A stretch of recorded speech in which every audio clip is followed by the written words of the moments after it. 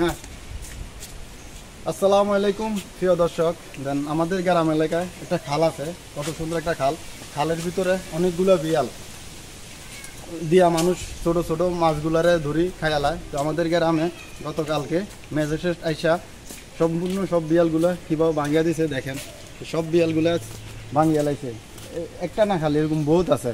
তো আসলে বিয়ালগুলো ভাঙিয়ে দিছে, মানুষেরও তো একটা ইয়ে আছে, কারণ এগুলো অনেক আছে বিয়াল চালায়, নিজের সংসারটা চালায়, অনেকে একটু নিজের সংসারে যোগান দেয়। তো আসলে বিয়ালগুলো ভাঙছে দিয়ে ঠিক হয়েছে কিনা সেটা জানি না, তবে আমার মতে ঠিক, একদিক দিয়ে ঠিক আছে। কারণ কি, ছোটো ছোটো মাছগুলো ধরি খাইলে মাছগুলো বড় হইতে পারে না, এটার হয়তো সরকারে ভালো একটা পদক্ষেপ নিছে এটার জন্য।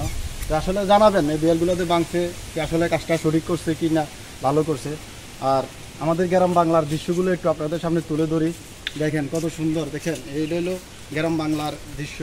তো আসলে ছোটোখাটো ভিডিও বানাই আপনাদের সামনে একটু ভালোবাসা পাওয়ার জন্য।